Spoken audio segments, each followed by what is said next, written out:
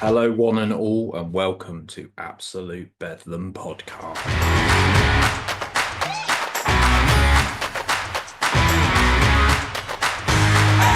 Absolute Bedlam.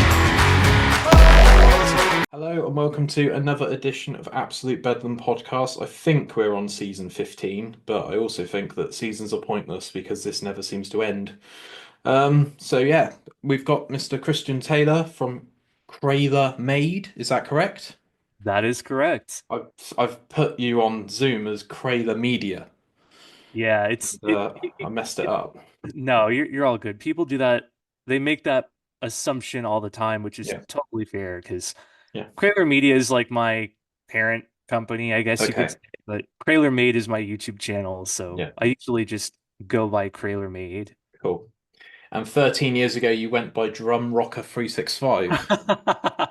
Oh, you have done your research. Done a Yeah, little bit, yeah. yes, that was my OG username. So Yes, I pivoted many times. yeah, I think I changed my channel at one point to just Christian Taylor, and then I yeah, realized there's an Olympic athlete that thinks he's cooler than me that crushes the SEO for Christian Taylor. yeah. So came up with well, I didn't come up with Craylor. A friend came up with Craylor, Mm. and the idea just stuck. It's just Christian Taylor mashed together. Yeah, yeah. No, fair enough, fair enough.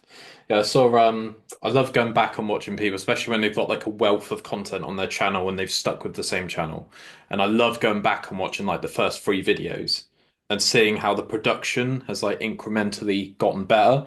Because the Spotify premium review that you did, it literally sounds like you're like talking into a webcam and hoping that the audio's getting caught. And that's not a slight, obviously. That's how most people start, isn't it? They slowly start upgrading their equipment as time goes on. And yeah, Yeah, I'm surprised that you took the time to go back and watch the old content. It's super cool, but my very first camera was an iPod Nano, which you nice. probably would not think of as a camera, No, but I was basically shooting on a calculator. So, yes, it's my quality has definitely improved over time. yeah. It takes a while, doesn't it, to get back to the sort of industry standard that we're all sort of being pressed against nowadays. But yeah, all good. Right, right. So let's get started with the first question that we always do on ABP, which is how did you find high school? Hmm.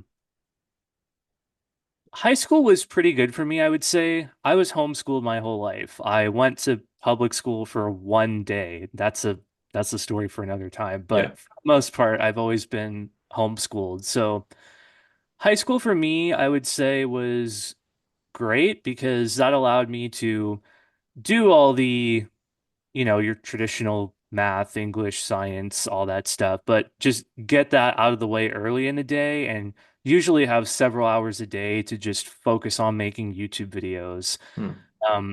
It definitely, I think like most people in high school, I wasn't sure fully what I wanted to do in life yet.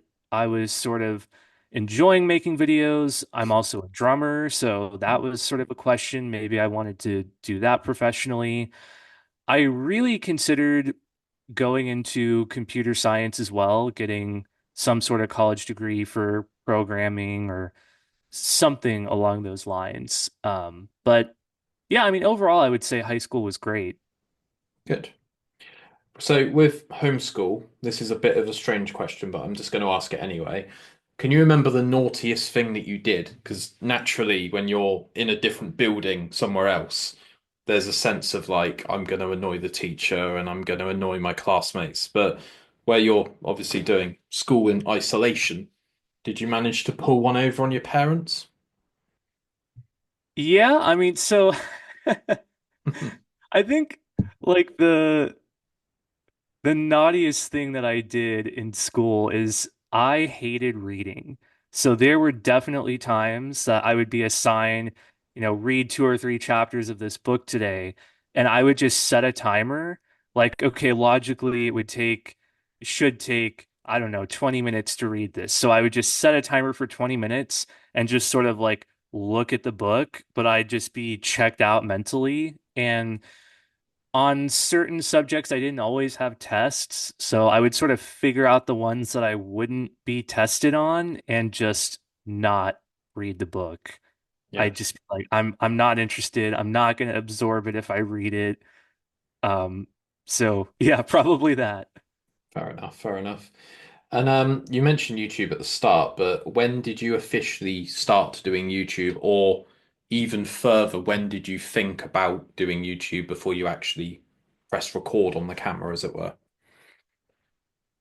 That's a good question. I started my channel in September 2011, and I started uploading basically right when I created it. I think for me, I was more interested in learning how to edit video than actually being a YouTuber. Mm, YouTube was just sort of an outlet for me to publish the videos that I was editing in Windows Movie Maker. mm, And gosh, I think yeah. there was probably a couple months before September 2011. I'll never forget. I went to the library and I got a book. I think it was on airplanes or something, or I'm probably getting that wrong. I don't know. Some book that I thought was interesting. And I had a little Kodak point and shoot and I took pictures of all the pages. And then I made a slideshow in Windows Movie Maker of the book. The dumbest video ever.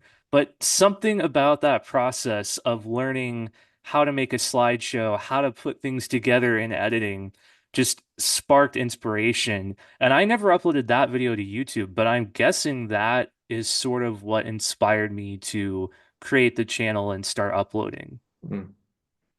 Yeah, I think there's a sense of like with YouTube, in my opinion, there's these two avenues that you go to in YouTube. There's person, influence, and there's I need to learn how to fix my car.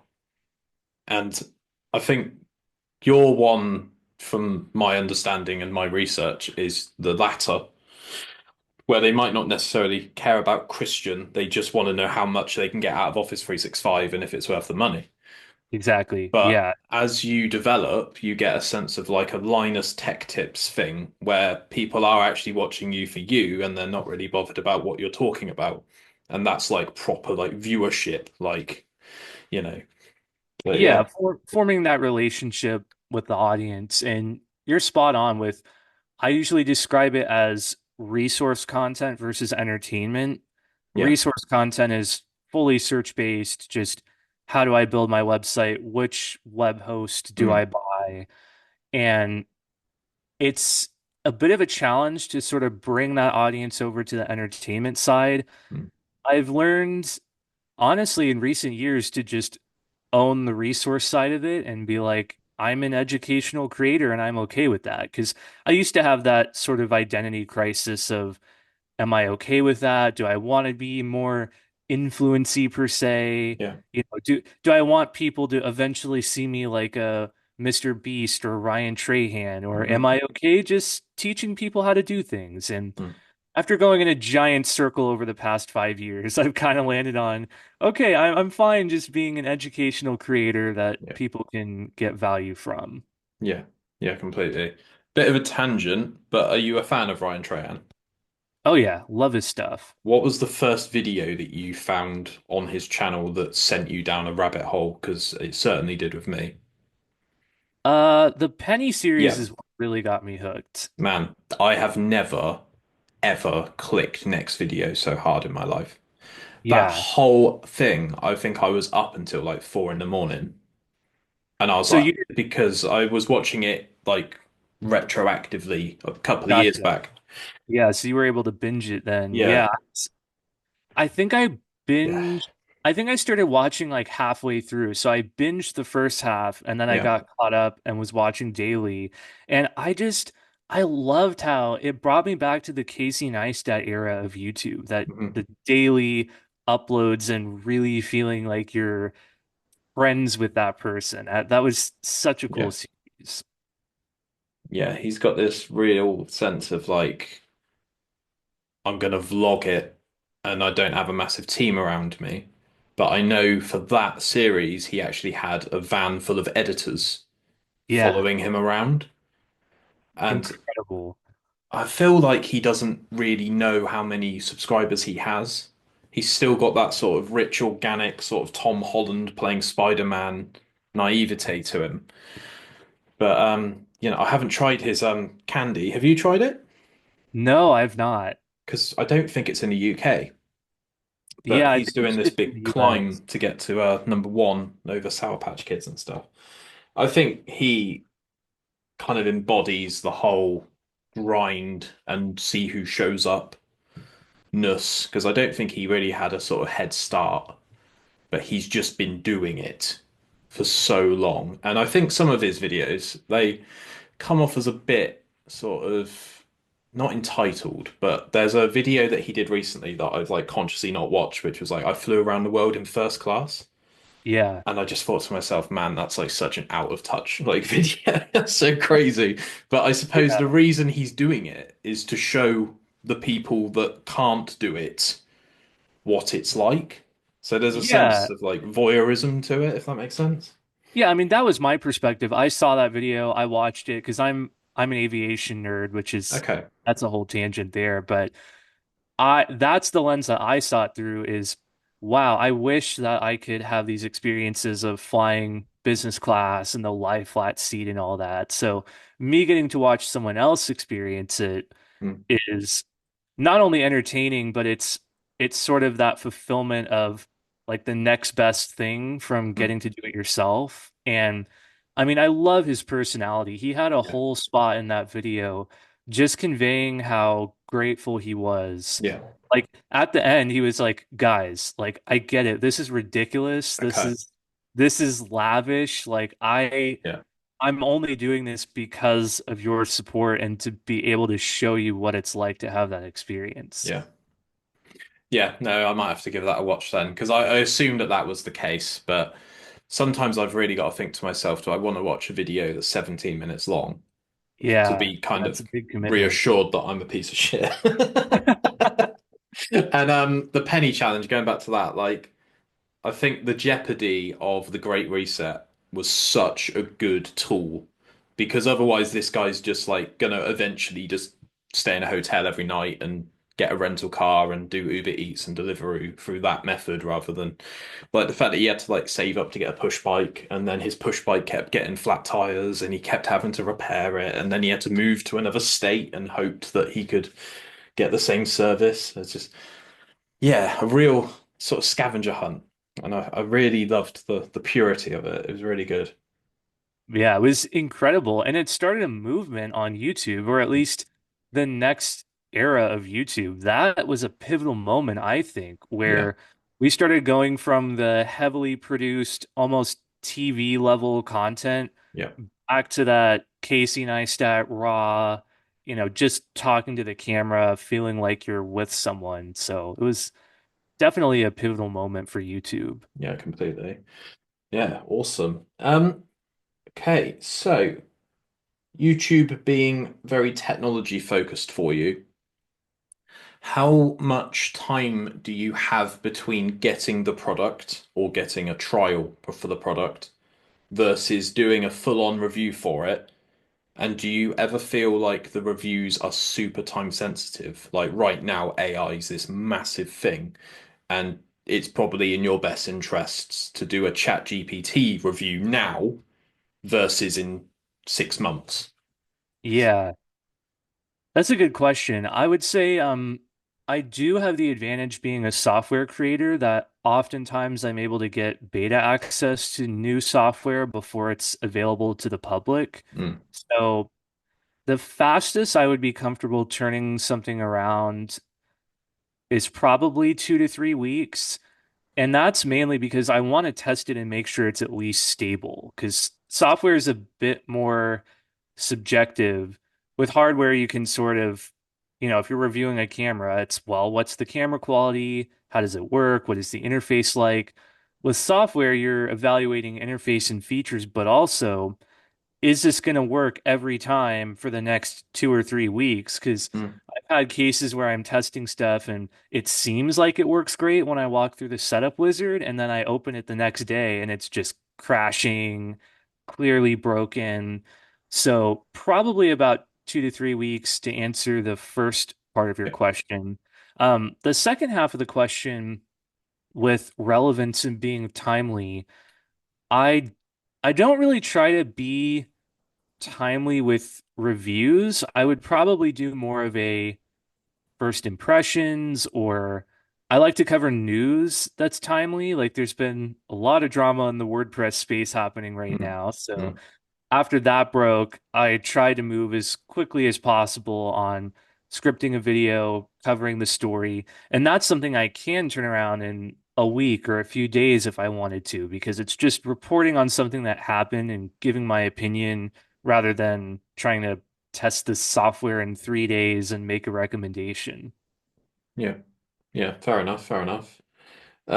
What sort of started the WordPress chaos? Is it still going on now?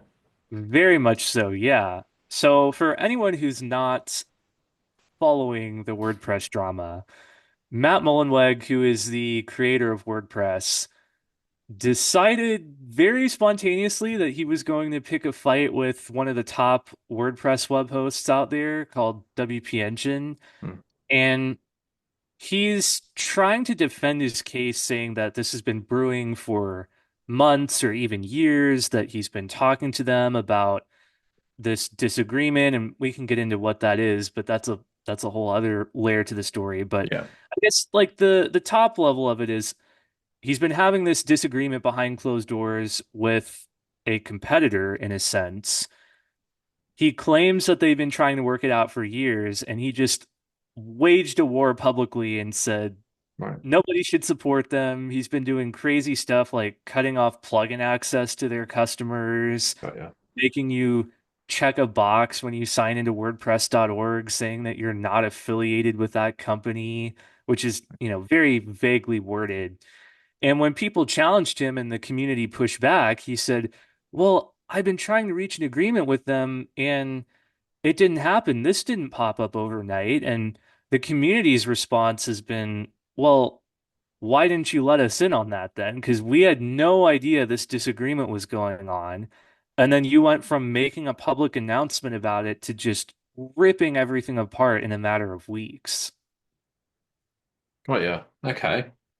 So, in a YouTube sense, rather than me DMing a guest saying, "Hey man, would you like to come on my podcast?"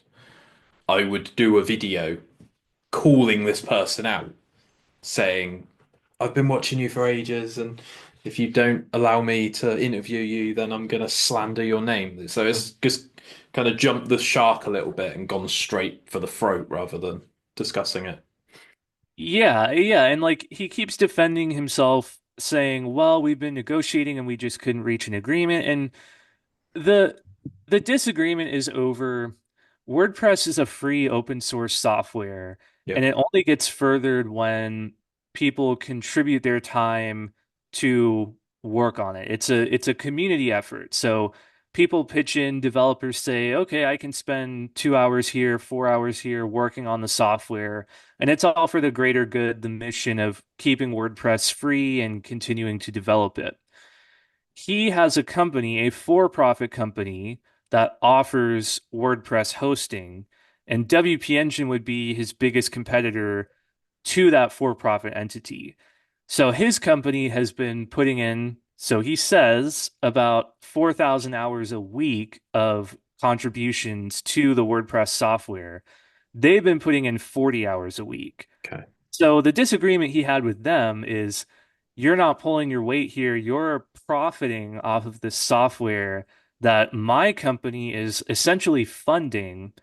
You need to get with the program with the whole community mindset, and you should be contributing at least as much as we are Mm, because you're a similar size in revenue and customers and all that. mm, So I think a lot of the community was empathetic to his view. Like it's not the disagreement itself that's the problem. It's more how he handled it. He went from nobody realizing that this was even a thing to saying, "Hey, maybe you should consider switching web hosts because they're not contributing much," to literally 2 weeks later doing drastic things to just break customer websites on WP Engine. right, yeah. And the end result is people don't trust WordPress as much anymore. Mm, They're now seeing it as maybe less reliable. And who's he going to target next? What if I migrate to this other host and then next year he decides that he doesn't like what they're doing and my site breaks? Yeah. Okay. Yeah, because if you don't have a fully functional website nowadays, you don't really have a sales conversion from. Yeah. Okay. All right. Cool. Thank you for filling us in on that. I'd like to see some more videos on that because that sounds quite interesting. Um, okay, so this isn't written down, but as you've mentioned, companies like WordPress and you've mentioned that you work in software, this isn't a what's the best thing in the world question, but personally, what computer do you use and what phone do you use? And do you find that it works for you? Yeah, I am using a Mac Studio right now at my desk. I've been a Mac user for I think 6 or 7 years now. So I've got the M1 Mac Studio at my desk. I have a MacBook Pro as well that I travel with. Uh, I think what phone do I have? iPhone 14 Pro Max. Yeah. So I'm deep in the Apple Yeah, system. I've got the Apple Watch, the AirPods. I have an iPad that I shoot with that has my script on it. So cool. I'm all in on Apple. Fair enough. Fair enough. Yeah, I think a lot of people struggle to get out of that ecosystem, but some people don't need saving from the tide. They enjoy the chaos of it. But yeah, all Yeah, right. I mean I went the other way. So I initially was an Apple enthusiast when I was a kid, and it's funny because I didn't even have a phone yet, but I would defend the iPhone and be like, "Yeah, this is the best thing ever." And then so funny, by the time I was old enough that my parents were saying, "Okay, maybe you should have a phone now." I had my big moment where they're like, "All right, we want to get you a phone. Which one do you want?" And I got an Android phone. Yeah, I could have gotten an iPhone, but I guess that was my rebellious teenage phase. I was sort of Android is better, Windows is better, and then I got really frustrated with the quality control issues I mm, faced with Android. Like one thing that really bothers me is the process of getting a battery replacement yeah, because this was already in the days of Android where even they were doing sealed batteries. mhm, So sure, the old school Samsung phones, you could just rip the back off, yeah, put a new battery in, and that was great. But the Galaxy S6 was my yeah, first Android phone. And when you need a battery replacement, what do you do? If you want the OEM highest quality experience and not the random part that just doesn't last long, I mean, are you going to mail your phone into Samsung and wait 3 weeks for it to come back? Like having the infrastructure of the Apple store that you could go to, they can turn it around in 2 hours. Yeah, it's expensive. It's more luxury, but I found that I really liked that process, the quality of service, and just the reliability of all the mm. devices. I think as well, if you get a new battery, you've basically given your phone an SSD, where it's like a completely new lease of life, and it's gonna last for at least a couple more years before you need to go knocking at their door again. But Yeah, yeah. yeah, mm, I've been, being a tech enthusiast, I've leaned towards upgrading my phone about every 2 years, but this is the first time I'm still on the 14 Pro Max. The 16 came out, and I thought, should I upgrade? I don't know. And I'm like, you know what? The only problem I'm having with my phone is the battery doesn't last as long as it used to. So I just did a battery replacement at the Apple Store, and it's great. I have zero desire to upgrade now. yeah, yeah. Sometimes that's all it takes, whereas people that don't know as much about tech think, oh, there's a new phone out, I need to keep up with appearances, and my friend just got the new one, and I'm getting left behind. And a lot of people bunny hop, don't they, from the 14 to the 16 to the 18. Yeah. They very rarely do every single year because it's just a bit of a silly thing to do. But yeah, man, cool. Well, thank you for sharing your devices of choice. Are you much of a gamer? Not at all. Okay. I was into Minecraft when I was a kid, and actually, my first business when I was 13 years old was a Minecraft server hosting company. But I think I enjoyed the business aspects of Minecraft and selling the servers more Yeah. than the game itself.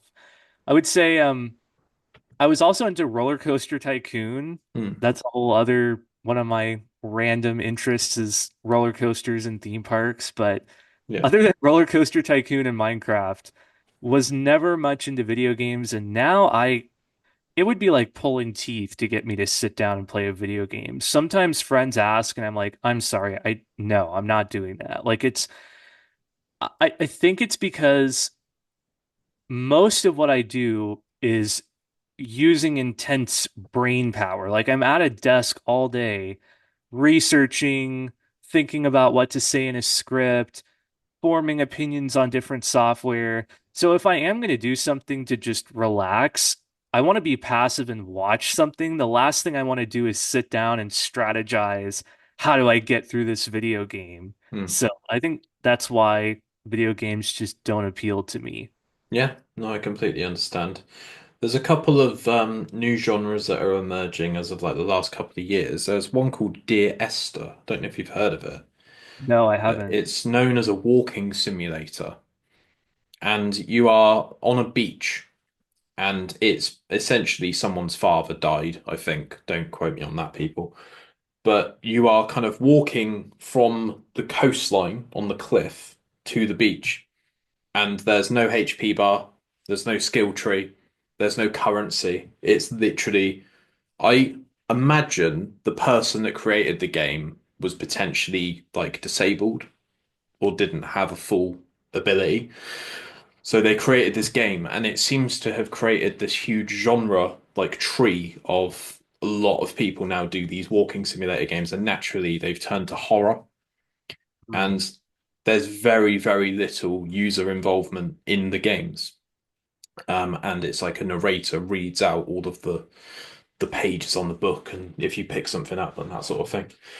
But yeah, I think it's a bit of a niche thing. It's not exactly Call of Duty or a FIFA or Minecraft, which is probably one of the biggest games ever made. Yeah. Is that like a VR thing or are you just looking at it on a screen? I think it's just a screen WASD sort of moving around kind of simulator, but I imagine there probably is a couple of games like that that have VR support because I think that would be quite cool. But also, I don't know if I think VR's just in this weird place where it's like, do I really want to walk around my front room with Yeah. zombies chasing me? Like, it's kind Yeah, of yeah. like, I think VR yeah, games would just make me motion sick. I don't know. I yeah. did try Apple Vision Pro. I had a Mm, demo at an Apple store. I don't know if you've tried it before, but it's no. pretty wild. I was a skeptic because I get motion sick very easy with VR headsets. And I remember years ago there was, I think they called it Google Cardboard or something. Yeah. It was like the cardboard headset and you could put Hmm. your phone in it. That made me so motion sick. Oh, So I no. was really skeptical, but did the demo at the Apple store and it's honestly kind of terrifying how captivating it is and how real it feels. Yeah. The biggest problem is it's so heavy. I could see it Okay. sort of sliding down over time, like the weight, and even if it's adjusted properly, like it just you get tired of that giant weight on the front of your face, Yeah. Okay. and it also just looks super clunky. But the actual tech and the experience you get is really incredible. So they'll probably revise that the weight and they'll enhance the form factor in the next version, I imagine. Yeah. Okay. So yeah, VR, AR.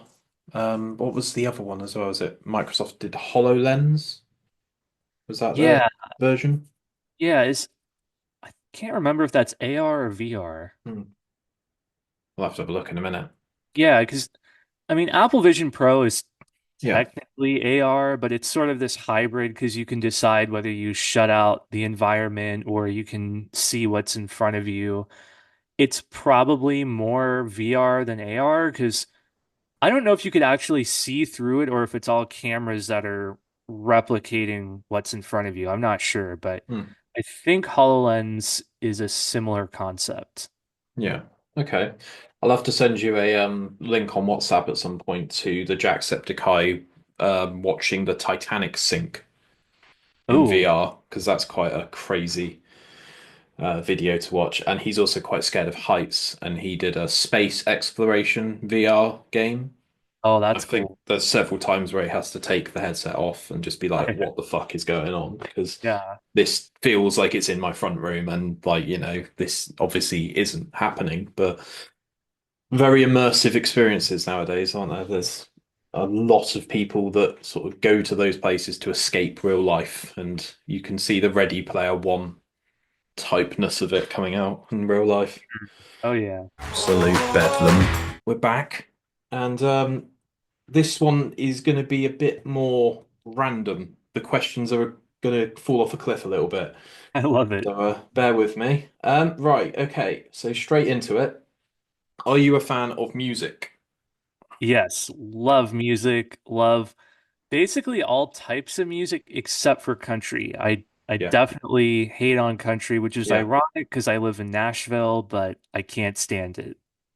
I completely agree. I don't understand any of it. I've tried listening to so much country music and I just cannot. Yeah, Like, I don't know what it is, man. It's like I'll tell you what it all of is them for are the me. same. All the songs are the same. Yeah, Yeah, I mean, like pop is cookie cutter too, but there are some pop artists I enjoy. What it is about country, I'm gonna get flamed for saying this, but do it it. grinds my gears that the accent is present in the vocals. And the Yeah, reason I say that is not like, oh, if someone has a southern twang to their just the way they talk, like that it's that's not a there's nothing wrong with that. But what I've noticed is people with strong accents like British people or Australian people, when they sing, you don't really hear the accent as much. And I'm like, why is it that country music is the one genre where all of a sudden they have all this twang in their voice when they sing? yeah. And I can only conclude that they're doing it intentionally. And that's what bothers me. Mm. Have you seen Bo Burnham's country song? No, I haven't. Oh man, it's so like I love Bo Burnham. I deeply, truly love most things he's done. Um, and he has this real observational mind where he picks at things like Joe Rogan's podcast and he picks up the slightest nuance in people's voices. Hmm. And he's done a country song on one of his Netflix specials. And he talks about like pickup truck, blue jeans, the fact that the person singing the song has access to a private jet and you've all come and watched him sort of come out of nothing and now he's a millionaire. And I don't think he's necessarily pointing at a specific person, but he seems to sort of encapsulate what's wrong with the thing. Yeah. And there's a really funny video, man, of him making a peanut butter sandwich. I don't know if I've triggered a core memory for you, but it's No, I just, don't think I've seen it. I've got to watch it though. I'll send a Sounds link to hilarious. you because it is the most YouTube video ever. And at one point, he's got like a drone and it's like flying over the peanut butter sandwich and it's just so like over the top and honestly he's so funny and he seems to have just vanished nowadays. He seems Hmm. to have gotten enough money to just vanish and sort of leave us wanting more, which I think is something that a lot of creators don't do nowadays. They tend to ride it out until they become sort of irrelevant. Yeah. But yeah, he's a very interesting creator and I'd love to have a couple of drinks with him. I wouldn't like to interview him for an hour because I don't think I'd get much out of him because he's quite introverted and socially awkward. Gotcha. But yeah, he's a good guy. So yeah, all right. So I'm gonna boggle your mind a bit, Christian. What are your top three/5 albums? Ooh. Oh, that is so tough. Yeah. Anytime someone asks me that, I'm that type of listener that I just I sort of jump from album to album. So having a top 3 to 5 is very difficult because I feel like it would change depending on if you ask me today, next week, three Yeah. months from now. Oh, I think I'm just gonna have to go with what I'm into right now Yeah. because it's difficult to try and think all time. I'm really into the recent Billie Eilish album, Hit Okay. Me Hard and Soft. That album is just creative genius. So that's probably my number one right now. Um, Geez, I'm trying to think. I listen to a lot of playlists. I've sort of gotten away from Hmm. the albums. Man, you caught me off guard.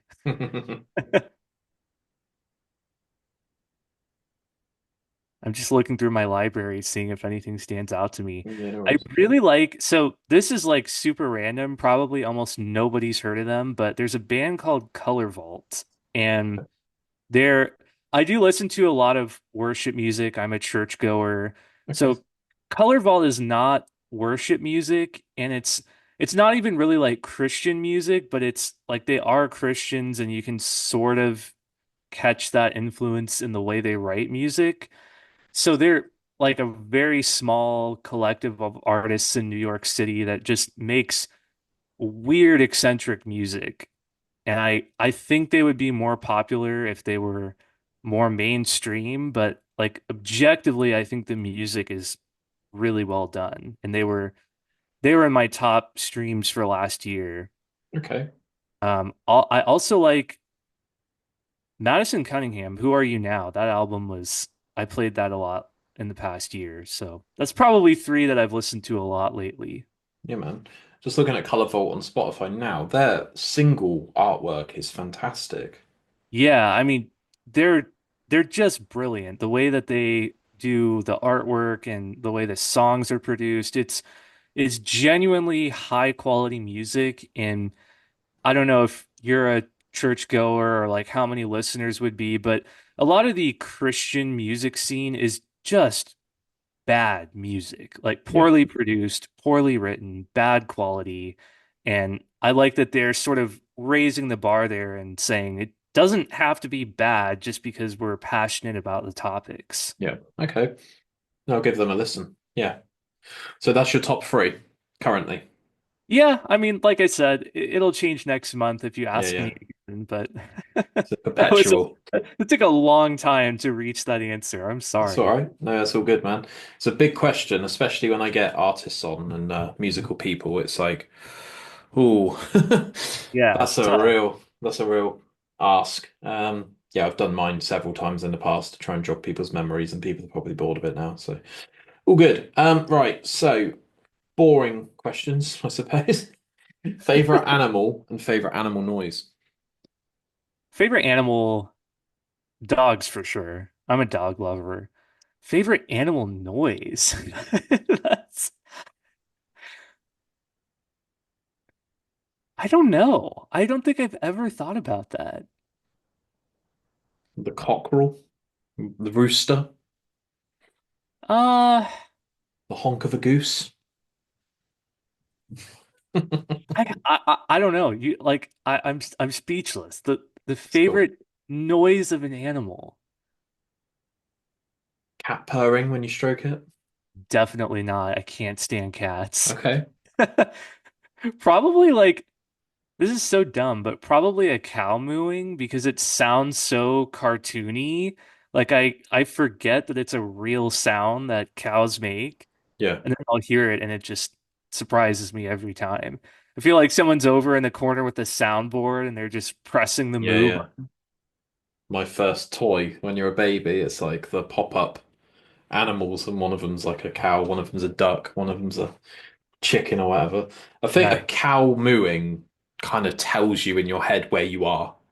Yeah. It helps you situate your physical form that you're not in the city anymore. You are deep south or something like that. Yeah, that's true. Cool, man. Right, so we've got a couple more. technology-based questions, and then we've got some more random ones, and the random ones are a bit more this and that. So there's Cool. no right or wrong answers. Um, on YouTube, do you find your videos and your viewership to be very, what's the word? Like, not turbulent, but do you think that there's like a sort of algorithmic shift based on what you put out? Because I've seen on your channel some of your videos get 75 views, some Yeah. of them get like 200K, and you're putting in the same effort, and it sometimes feels like a bit of a slap in the face when the thing that you're super passionate about gets like sub 100 views. Yeah. Yeah. I mean, there's my view on it is it all depends on the topic and the packaging. Sometimes the topic is just something that there's not interest in. I look at every video as the total addressable market. How many people out there are going to watch a video based on A, B, or C? So when a video doesn't take off, it either means one, there wasn't a big total addressable market, and I either missed that or I just made it anyway for one reason or another. Or two, I had a packaging mismatch and didn't have a good title or thumbnail, something that would spark inspiration and curiosity for someone to click it. And I would say that one is the harder pill to swallow if the total addressable market isn't there, and how I gauge that, I sort of search similar videos and Yeah. look, okay, like have any creators made videos about this and have they gotten decent views? So when those views aren't there, I can sort of set the expectation in my head of I'm either creating this anyway because it's a passion project, or there are times that sometimes brands come along and they're like, we just want you to make a video about our product. We'll sponsor it. We don't care about views. Can you just make it? So if it's a scenario like that, and I go into it with the expectation of this is probably not going to do well, and that's a fairly common thing that happens on my channel, probably too common, but going into it with that mindset, it doesn't bother me. It's when I've seen other creators have very successful videos on the same topic and mine flops that I'm like, oh man, because I spend a lot of effort on the title and thumbnail. It's not just right on the upload screen. I'm like, what title sounds good? Sure, let me do this and slap something together in Photoshop. It's usually for every video, I'll have three or more thumbnail variants, sometimes completely different designs, and Mhm. usually 10 to 15 title options. So, yes, to answer your question, there's definitely variance in the algorithm, but I think it's all about the topic of the video rather than this random, like, today the algorithm decided that this video was going to take Yeah. off, and tomorrow it doesn't like you anymore. Yeah. I feel that there's a lot of different avenues I can go down right now. So I'm going to go down the avenue of, do you feel like you have typecasted yourself on YouTube that you can only now do technology videos? And what I mean by that is if YouTube detects a shift in your content, that you suddenly start going to fast food restaurants and reviewing food, do you think YouTube could punish you for switching it up so quickly because you are fully down the technology sort of rabbit hole, I suppose? Yeah, so I don't think YouTube punishes you in the sense of like we don't trust you as a creator anymore. It will punish you in that it doesn't know who that video is a fit for. There's definitely the concept of channel authority and the algorithm building this trust based on the topics you publish. So it can start to recognize patterns. And I've got a browser comparison series, Firefox versus Chrome or all Yeah. the different variations. And I am like almost certain now that I can print views anytime I make a video that's a browser comparison. And I think it's because the algorithm has figured out exactly who wants to see that video. When I publish it, it recognizes, oh, this is part of the pattern. We have this bucket of people over here to show the browser comparisons to, and it pushes it out. Okay. If I just radically pivoted to fast food reviews, it wouldn't know who that audience is Yeah. for me specifically. Of course, there are other fast food reviewers. It could run some experiments and try showing that content to them, Hmm. but it would likely take many months for the algorithm to eventually catch on. Okay, he's clearly doing something different now. This is the audience to fit for. So I don't necessarily believe that you have to start a new channel if you're going to pivot. Mm. But two things to be aware of is it's probably going to take months for you to start to gain traction. That doesn't mean the videos are bad. You just have to go into it with the expectation of keep uploading for a few months before you judge. You also are going to have a lot of ghost subscribers. And I know I've got a lot on my channel because I've pivoted over the years from comedy slash general cringy videos to consumer tech, doing the iPhone reviews to now software. And that's only a problem in the sense that some brands are very old school with looking at your subs to views ratio. And if I pivoted to fast food content, it's essentially as if I have zero subscribers Yeah. because Okay. everyone who subscribed up to this point is no longer interested. So if I get another 20,000 subscribers who like the food content, my total is at 70,000. Only 20,000 of those subscribers are active. It's cool for me because I'm getting closer to a silver play button, which is a Yeah. big life goal of mine. Okay. But to a fast food company that's thinking of sponsoring, they're like, huh, 70,000, but he's getting 10,000 views a video. So I guess that's just something to keep in mind if anyone's Yeah. considering a pivot like that. Yeah. Fair enough.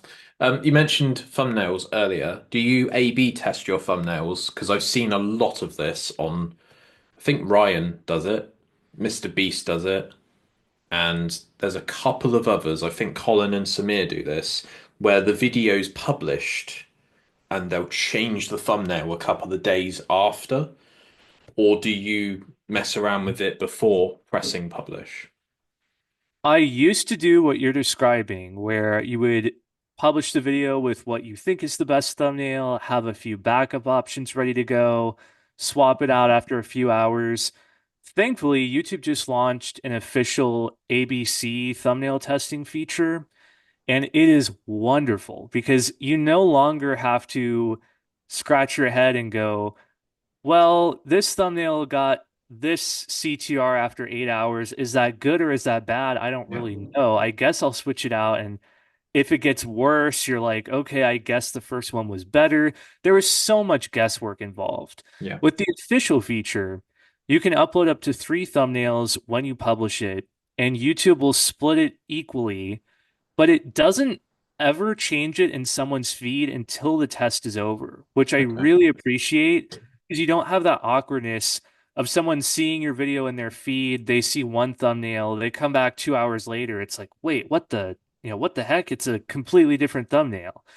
But they evenly distribute the three thumbnails across the whole audience and all the impressions, if that makes sense. Yeah. Cool. I'll have to check that out. I don't tend to go on YouTube Studio much because I find that I get slowly addicted to the analytics and Yeah, I've the got whole enough going on in my life, man, to look at this graph and the yeah, retention and just, oh, it's a mess. the Yeah. like the 1 of 10 box, or hopefully not Yeah. 10 Just, of 10. It's like that's a black hole. It's yeah. There's a YouTube group on from the UK, sorry, called the Sidemen, and they are absolutely massive. And one of the Sidemen, Ethan Bazinga, says, "Can you think of any other job where you get a daily report card?" And I just think, man, that's so like that can literally ruin your day. If your yeah. video's doing badly, YouTube's like punching you in the face, like Yeah. telling you that And it's not doing as well as previous efforts, you know? yeah, and there's a whole extra dynamic to it once you start working with brands because then on top of just that personal disappointment that it didn't get views, you're then going, man, I have this brand who trusted me and sponsored content and they're not getting the ROI. It almost feels like brands are investors in a Mhm. sense. Yeah, So I guess it would be similar to a startup feeling like their investors haven't gotten ROI yet. And that's something that's tough for me sometimes when videos don't perform well. yeah, I get that. No, I do get that. Okay, so have you got any questions for me? Anything you want? Yeah, I should know this. I should have researched more, but how long have you had this podcast? So I started doing it in October 2020 because I was bored in COVID and I wanted to interview a lot of bands and musicians. And they obviously weren't touring. So everyone had this level of availability that I could quickly grab Brendan from Wheatus and I could quickly grab MC Lars and Billy Sheehan from Mr. Big and all that sort of stuff. And it worked really well. But until 2 years ago, I wasn't doing video. I was just doing audio. And my previous business partner and a couple of people around me were saying, "Man, you need to get on that ad revenue. Like, why would you not do that? Yeah, You know?" And I didn't want to just upload like a static box of right. this conversation with no visual. So we decided to sort of multicast. And yeah, it's been good fun, man. Yeah. Yeah, you're great at interviewing and you piqued my interest with how long you've been doing it because you said this is the 15th season. So I was like, wow, I didn't realize it's been going on that long. Yeah, I do 11 to 12 episodes a season. So Okay. we're approaching maybe 160 episodes at this point. Wow. So That's yeah, it's amazing. just you just got to keep doing it, man. I saw that at one point you had a podcast or something Yeah, like that. I've had I think I've had two podcasts over the years. They were both very short-lived, and I've thought about it many times. I guess I'm still thinking about it because I just got this microphone, and Yeah. part part of my motivation was I said I want a podcast mic. I'm like, why? I'm not starting a podcast, but Yeah. I don't know.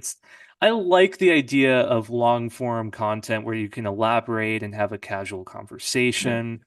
I think just the creative fatigue of trying to get another format of content out on hmm top of the weekly videos and shorts and now a newsletter that I'm working on. Yeah, I think It's exhausting. something would have to drop from your list in order to facilitate a podcast because not naming any specific names or anything, but there's a lot of half-assed podcasts out there where someone's been on a TV show and they've jumped on the podcast bandwagon and then they do 8 episodes and then they just stop. They like throw their toys out the pram. But Well, and yeah, I would say the same thing with YouTube. If someone does a podcast full time and maybe they have a newsletter and they're saying, yeah, I want to start a YouTube channel. It's like, okay, but realize what you're getting into because yeah, it's a huge commitment if you're going to do it well. yeah, you need to be consistent as well. Like you can't just upload every 9 months. Like people Yeah. will just find someone else, man. 100%. I've done it. There's been thousands of YouTubers that I've been like, this is amazing. Like, oh, this guy's speed runs Super Mario 64 and he's gone. Yeah.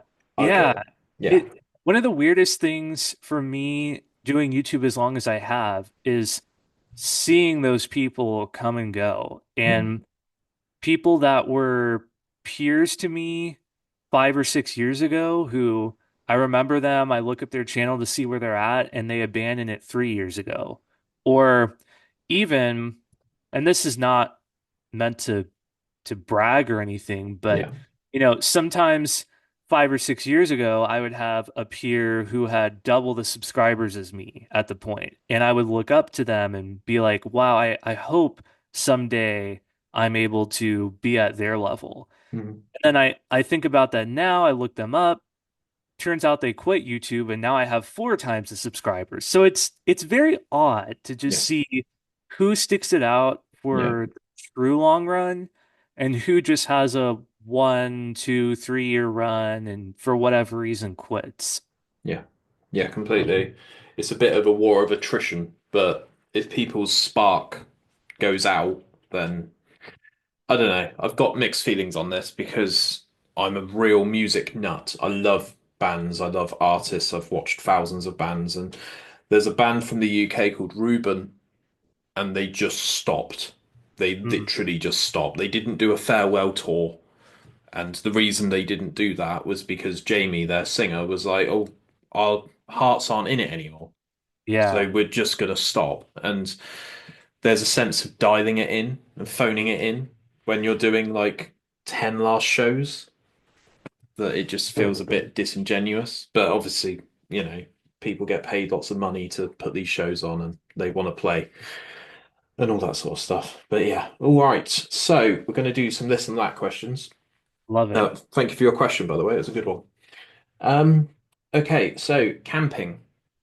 Would you prefer to camp in a tent or a static caravan for 1 week? Oh, caravan for sure. I'm a glamper. Okay, put that in the title. Okay, living in a city or living in the countryside? Oh, this is really tough. If I ha I mean, if I had to choose, that's the whole point. I'm gonna say city, but there's a lot of nuance there Yeah. Yeah, it's a bit of an open-ended question, that one. for sure. Chocolate or sweets? Chocolate, 100%. Bath or shower? Shower, Mornings or evenings? Which do you find to be more productive? evenings. I'm a total night owl. Mario or Sonic? Hmm. Mario, just because I like the let's go. That's And literally the only reason. I mean, Super. as we talked about earlier, I'm not really into video games, Yeah, but no, fair enough. Super Mario 64, though. What an absolutely legendary game. Apple or orange juice? hmm. Gonna go orange juice. With or without bits? Oh, with the pulp for Oh, sure. no. That's why I chose the orange juice when I thought That's, about the one or the other. I'm like, I like something with some texture, and it's I don't know. It feels like there's more to it. It's like if you hand me a glass of orange juice with pulp, it may have been something that you squeezed yourself and you just made right there. Versus if you hand me apple juice, it's not that it's fake, but like it almost feels that way. It feels more refined. yeah. I think that's the most controversial thing I've heard so far on this interview. So I'll let you have it. Yeah, cool. Apple juice all the way for me personally, but there we go. Okay, so what does the future of Craylor Made look like in, I don't know, say 6 months from now? Have you got any big plans with it being the start of the year? Yeah. My biggest my two focuses this year are being consistent with the weekly newsletter, and I'm saying that publicly to hold myself accountable because Nice. I've been dragging my feet on that one, but I really want to launch a newsletter. My motivation there is I want to start getting my audience off of YouTube. I love YouTube. I have no plans to abandon it, but I would definitely sleep better at night knowing that I have a direct connection to my audience. And if something wild happens to YouTube, it's not all gone. Yeah. So, weekly newsletters for sure. I also am working on something to give people more access to me if that's something that they need. I haven't decided yet if that's doing like webinars or more courses. I have two courses right now that are free that are I mean it's just tutorials, but people will ask for help all the time. Like, can you help Mm, me troubleshoot my website or can I ask your opinion on this? And I answer when I can, but yeah.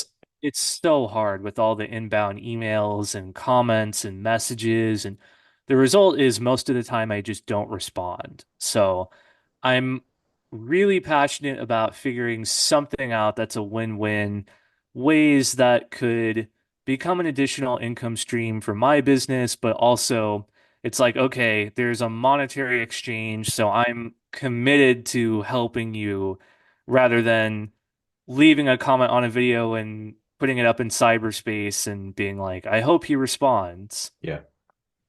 See that all the time on YouTube tech reviews. Yeah. And it's always like this crazy username from somewhere really far east that's like, this didn't work for me, please help. Yeah. I'd always put please like PLS. Yeah, and it it And it it yeah, crushes me because yeah, I feel like, especially if it's a tutorial where I recommend a specific product, like yeah, sign up for this web hosting, and they'll be like, I signed up, I got to this step, I'm stuck. That crushes me because I feel like they bought the product based on my recommendation and it's yeah, not working for them. But then there's also some reality to that situation of I'm not customer support. The no, product has customer support to help you with that. yeah, You wouldn't often, not that I like to think of myself as a salesperson, but in a sense I am. Like you wouldn't often go back to the salesperson and be like, yeah, product doesn't work, can you help me? So mm, it's an interesting dynamic though, that relationship with the audience and being as helpful as you can without basically giving away all your time trying to solve people's problems. yeah. I think the best thing you can do is just divert that traffic. Yeah. And then it's kind of like there are community forums, there are YouTube videos from the vendor Yep. directly. They might have an Instagram account, and then you might be able to find an email address, and there are other ways other than just you, because I imagine that puts a little bit of pressure on you to, you know, answer every comment, which is just impossible. Like you're Yeah, just gonna it's burn yourself out. for sure. Cool. All right. Last question. Trying to make this the question of 2025 at the end. What's one feature about yourself that you like the most? Ooh, I would say it's my ability to get passionate about any idea. And that's a great strength. It's also a great weakness. Hmm. But somebody could come up to me on the sidewalk and be like, "Hey, I'm thinking about starting a pen company." Just the most random thing. Yeah.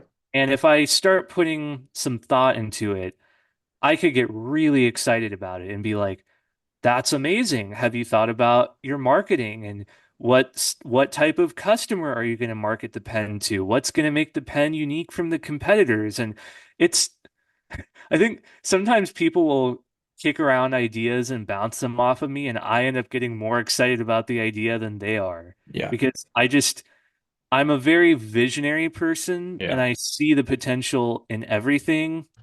That can be a con sometimes Yeah. because I'll get a video idea that's super niche and just doesn't have a good total addressable audience. Yeah. But in my head, I'm like, oh, this is incredible. And like, this is the person who's going to watch it. And it ends up flopping. But I think Yeah. overall, that's probably the trait about myself that I appreciate most. Like to think of the big picture and how it all fits together. Yeah. Awesome, man. Right. Well, I can tell as well that you're a good listener. We haven't been fighting over the mic, which is something that happens a lot on Zoom. And yeah, you've been very passive and very calm throughout this entire interview. So thank you for that as well. Yeah. But Well, yeah, thank you for having me. This has that's all been a right. lot of fun. No problem. Where can people find you on YouTube, Instagram, any other websites or anything that you want to point them towards? Yeah, easiest way to find me.